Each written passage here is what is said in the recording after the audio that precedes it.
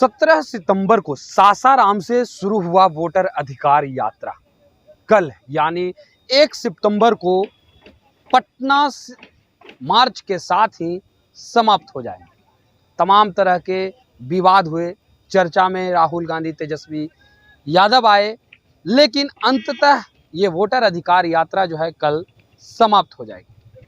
उससे पहले यानी आज के रात यही वो पटना का गांधी मैदान है, जिस गांधी मैदान में कांग्रेस, राजद, भाकपा माले, वीआईपी जैसे तमाम पार्टियों के नेता जो है रात्रि विश्राम करेंगे। और ये हैंगर मैं दिखा रहा हूँ, एक हैंगर नहीं बल्कि 7 हैंगर ऐसा निर्माण किया गया है। 1, 2, 3 इस साइड जो है 3 हैंगर निर्माण किया गया है।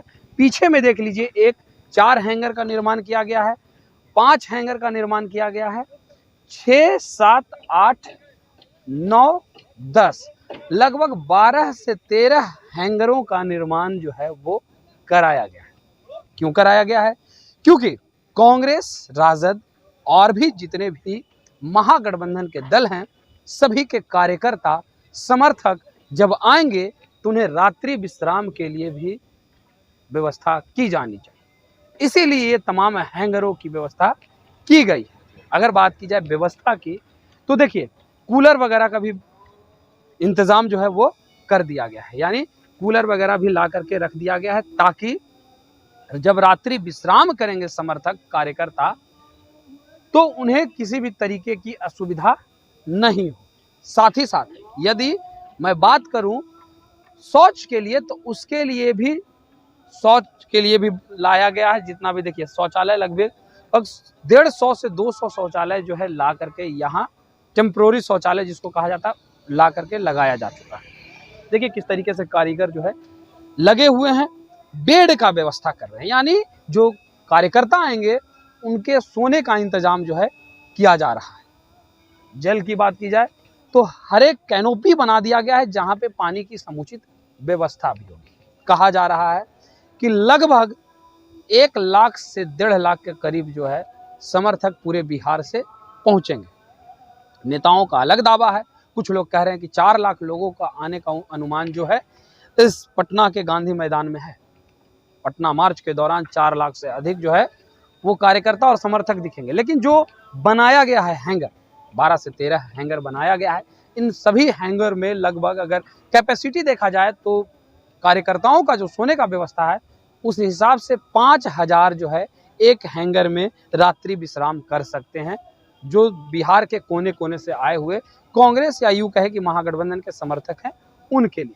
वहीं दूसरी तरफ अगर देखा जाए तो उधर वैनिटी वैन लगा हुआ है, करीब 4-5 वैनिटी वैन लगा हुआ है।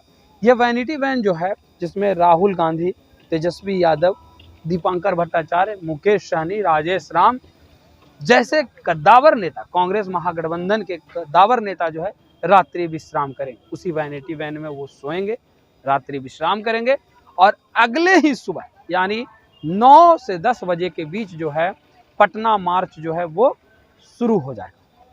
ये पटना मार्च समाप्त किया जाएगा, 9 बजे शुरू की जाएगी। उसके बाद ये मार्च जो है अंबेडकर मूर्ति तक के जाएगा और उसके बाद वहाँ इसकी घोषणा की जाएगी। लेकिन जिस प्रकार से 17 अगस्त से सासाराम से शुरू किया गया ये वोटर अधिकार यात्रा, टिकारी विधानसभा होते हुए कई विधानसभा को क्रॉस करते हुए दरभंगा, सीतामढ़ी सभी क्षेत्र को पार करते हुए अब पटना जो है वो आज पहुंच जाएंगे।